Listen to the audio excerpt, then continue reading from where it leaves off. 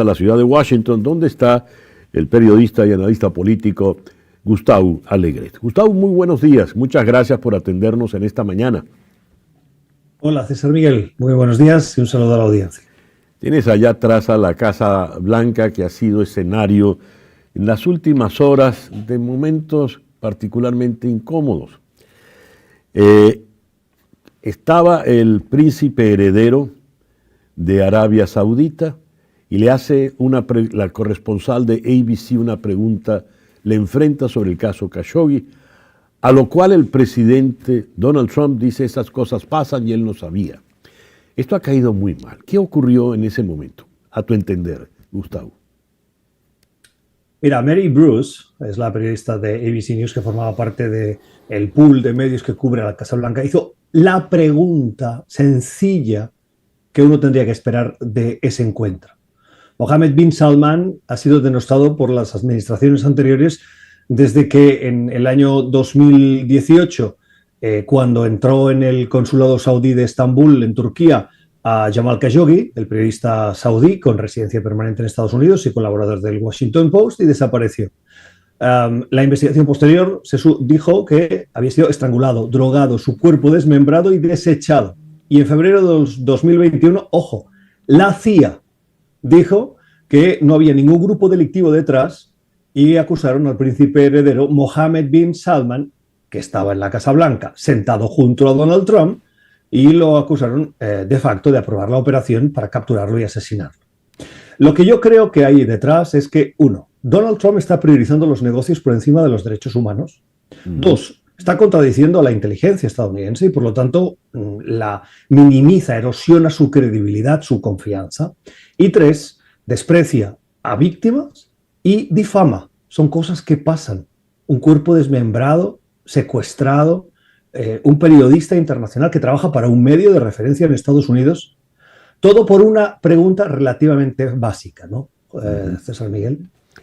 Y el presidente denosta a fake news, ABC News, en fin, eso no sirve, pero le voy a responder, y es cuando pasa a decir estas perlas que acabas de señalar, Gustavo, porque no es poca cosa desacreditar a tus propios servicios de inteligencia y decir que things happen, y hay un dicho muy conocido aquí en este país, solo que el sustantivo cambia, ¿no? Pero a los efectos viene a ser prácticamente lo mismo. No es nuevo, Gustavo, que el presidente tenga a los medios en general y a los periodistas en particular como adversarios. Pero esto se va cargando, porque previamente, días atrás, volando en el Air Force One, arremete contra la corresponsal de Bloomberg, a la quien le dice nada menos que cerdita, en un desprecio muy machista.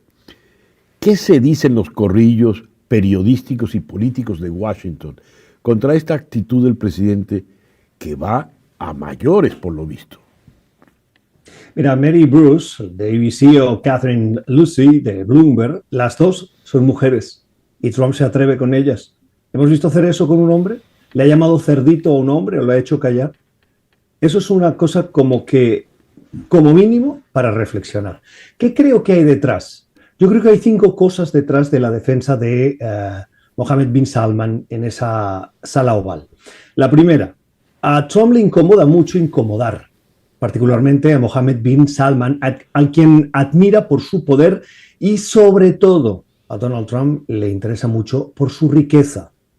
2, no quiere comprometer acuerdos comerciales importantes para Estados Unidos. La compra de aparatos o de aviones F-35, las inversiones que ha prometido Arabia Saudita en Estados Unidos, cerca del $1 billón, dijeron en esa rueda de prensa. 3, tampoco podemos obviar que Trump, a pesar de haber dicho que ha dejado en manos de sus hijos la organización Trump, él está pendiente. Y por lo tanto, hay 2 proyectos como mínimo que se sepa en Jeddah y en Riyadh que son de la organización Trump, y tampoco quiere Trump comprometer esos negocios familiares. 4, está intentando reencauzar uno de los principales éxitos de su primera presidencia, los acuerdos de Abraham, por el que algunas naciones en Medio Oriente dieron el paso y reconocieron al Estado de Israel. Y antes del atentado de Hamas contra Israel, hace ya más de 2 años, Arabia Saudita estaba a punto de reconocer a Israel. Y eso se truncó como consecuencia de ese atentado. Y Trump está intentando, y Arabia Saudita no ha cerrado la puerta, a que eso pueda producirse. Incomodar a Bin Salman o dejarlo en una posición ciertamente comprometida en esa reunión frente a la prensa puede poner en riesgo esa voluntad de la diplomacia estadounidense, legítima, pero que no puede ser a todo coste. Y en última instancia, creo que también Trump, en su afán por llevar la paz a Oriente Medio, cuenta con esos recursos de Arabia Saudita para reconstruir Gaza. Por esos 5 motivos yo creo que a Trump le incomodó mucho la pregunta, porque él está intentando ver más allá en cosas que afectan a Estados Unidos, a la diplomacia, a su estrategia, a sus negocios y a las inversiones en Estados Unidos. Gustavo, has dicho, él se mete con las mujeres. No le ha dicho cerdito a ningún periodista. Hombre, esa actitud la voy a vincular con todo este escándalo que no amaina de ninguna manera para su tormento, que tiene que ver con el caso Epstein, que ahora se ha vuelto a alborotar. Me interesa un comentario tuyo al respecto. ¿Cómo va eso? Bueno, Donald Trump se rindió a lo inevitable en el caso Epstein cuando vio que el Partido Republicano y algunos de los miembros en la Cámara de Representantes, incluso en el Senado, iban a votar a favor de la liberación, de la desclasificación de esos documentos. A Trump no le gusta aparentar o aparecer como un perdedor y por lo tanto acabó diciendo: háganlo público, voten a favor, y eso fue abrumador. Ahora viene el reto de la transparencia, ¿no? Una cosa es que digan que lo hagan. Hay que recordar que Trump podría haber dado la instrucción al Departamento de Justicia sin necesidad de pasar por el Congreso para la desclasificación de esos documentos. Lo hemos visto en el pasado con el asesinato de John Fitzgerald Kennedy o con otros, y Trump no lo hizo. Esperó que pasase ese trámite del Congreso. ¿Por qué? ¿Por qué tuvo que tramitar por ahí? En mi opinión, para ganar tiempo. Ganar tiempo porque durante estas últimas semanas equipos de decenas de funcionarios en el Departamento de Justicia y en el FBI han estado revisando esos documentos, y decía lo de la transparencia porque ahora viene el reto. Vamos a ver muchos documentos, como es habitual en estos casos, tachados, ¿no? Redacted, que dicen en inglés. ¿Por qué? El argumento que utiliza el Departamento de Justicia es para proteger investigaciones en curso o para proteger a testigos y fuentes. Pero nunca sabremos qué información hay en esos documentos redactados. Y lo que sí podemos poner sobre la mesa, y eso nos genera una preocupación o como mínimo una gran pregunta, es que el Departamento de Justicia está absolutamente alineado con la Casa Blanca. Y esto no es lo que uno espera del Departamento de Justicia, sino que actúe de manera independiente. Y en este caso la independencia ha desaparecido bajo el liderazgo del actual secretario de Justicia, de Pam Bondi. Y por lo tanto, yo tengo serias dudas del alcance de esos documentos y de hasta qué punto pueden comprometer. Sería un suicidio que en esos documentos saliesen fotografías comprometedoras de Trump, documentos comprometedores de Trump. Me parecería sorprendente que en esta administración, en la que todo gira en torno al presidente, eso se pudiese producir. Veremos qué pasa, pero como mínimo, como periodista y como ciudadano, tengo mis dudas. Y Trump está nervioso, lógicamente, porque sabe que eso es un problema. Lo persiguió en la primera presidencia y lo sigue persiguiendo en la segunda presidencia, ¿no? Tomando el título de un famoso libro de la literatura del siglo XX española, la sombra, no del ciprés, pero sí de Epstein, es alargada. Gustavo, no es gratuito que diarios como The Washington Post o The New York Times hoy en la mañana dediquen el espacio de la primera noticia a las dudas entre las víctimas de que se pueda revelar todo en estos documentos por lo que acabas de señalar.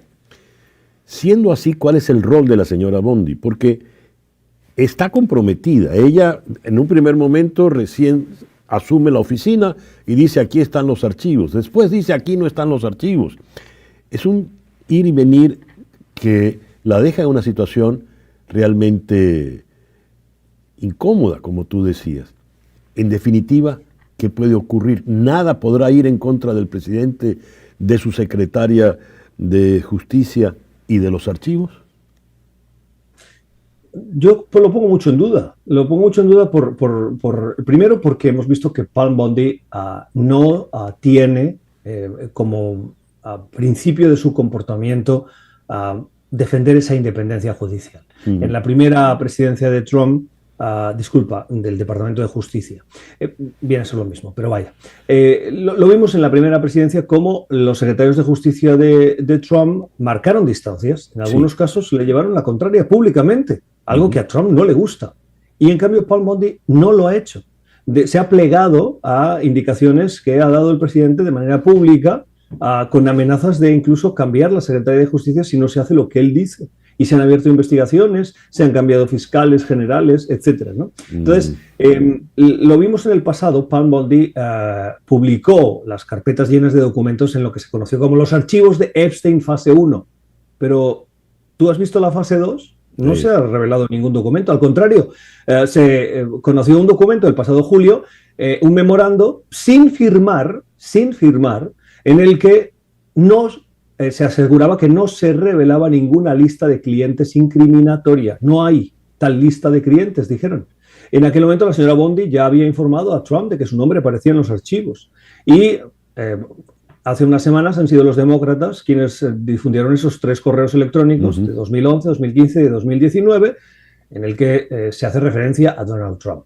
Hay que decir, y los medios estadounidenses lo están poniendo en cada vídeo, en cada noticia que se conoce, que Donald Trump, si bien tuvo una relación con Epstein, no se conocen hechos incriminatorios. Y esto yo creo que es importante repetirlo, porque hasta la fecha no se conocen.